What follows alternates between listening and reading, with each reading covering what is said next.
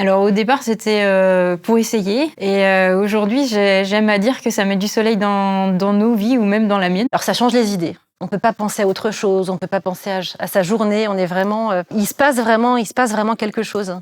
On va amener quelque chose de bienveillant à son corps et de bienveillant aux autres. C'est un petit voyage.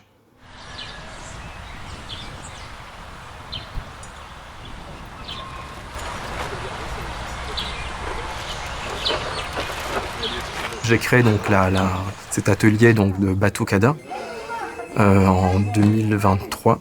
Et donc dans l'idée, c'était vraiment d'avoir une nouvelle approche en fait de pédagogique pour permettre en fait aux élèves de travailler le rythme en fait, d'apprendre le rythme autrement en fait que par le solfège traditionnel.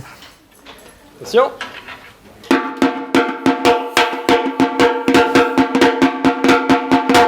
La batucada, c'est un style assez engageant qui permet en fait pour des gens qui ne sont pas forcément, enfin des musiciens ou non, qui n'ont pas d'expérience des percussions, de tout de suite pouvoir en fait avoir un rendu assez gratifiant. Je pense pas qu'il y ait vraiment besoin de prérequis d'avoir appris la musique. Je pense qu'il faut vraiment juste avoir l'envie de partager, d'être avec un groupe, d'échanger. Des regards, des sourires, et l'envie de se dire que chaque instrument est important. Quand il manque un instrument, finalement, c'est toute la vibration qui est un petit peu perturbée. Mais ça aide beaucoup pour retenir et avoir, comme on dit, le rythme dans la peau. Mais je pense que c'est pas nécessaire d'être musicien à la base.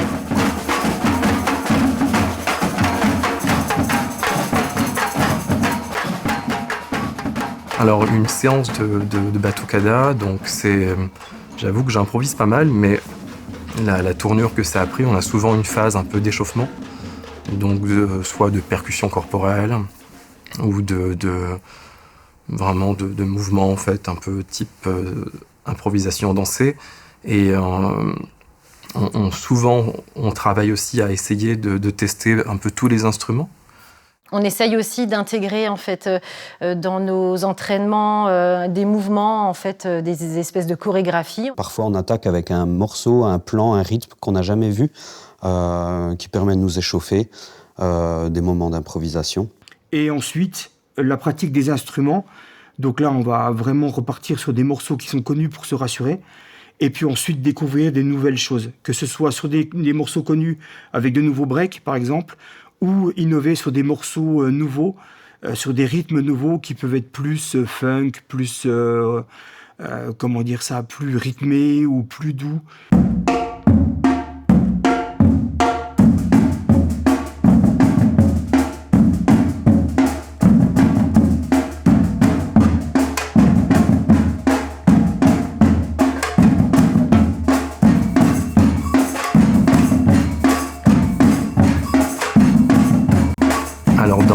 Dans la batucada, on a déjà donc l'instrument, le répinique, qui est l'instrument du chef d'orchestre, qui permet de faire les appels, de lancer les breaks.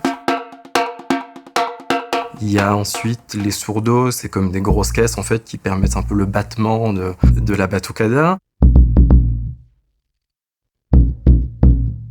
Il y a ensuite la caixa, donc c'est la caisse claire, qui reprend un peu le tambour caisse claire qu'on connaît en batterie ou dans la musique militaire. Il y a ensuite les agogo, donc c'est deux cloches, très typiques en fait du son de la samba.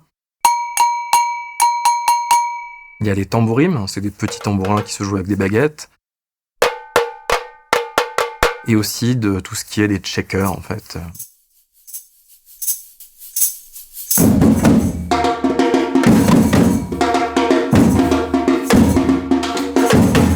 Pour moi, la batucada ne peut être faite qu'en groupe. Ou rien finalement, parce que chaque instrument tout seul dans son coin n'apporte pas grand-chose finalement. Le fait de travailler ensemble toutes les semaines, d'avoir des objectifs, se dire il faut qu'on fasse cette date, il faut qu'on soit prêt, il faut que ça fonctionne. C'est vraiment un moment de partage assez fort. C'est un petit peu comme une équipe de sport.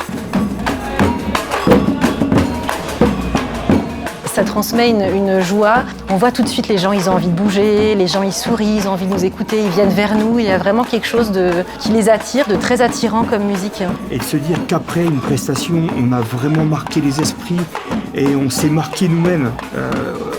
C'est un sentiment incroyable.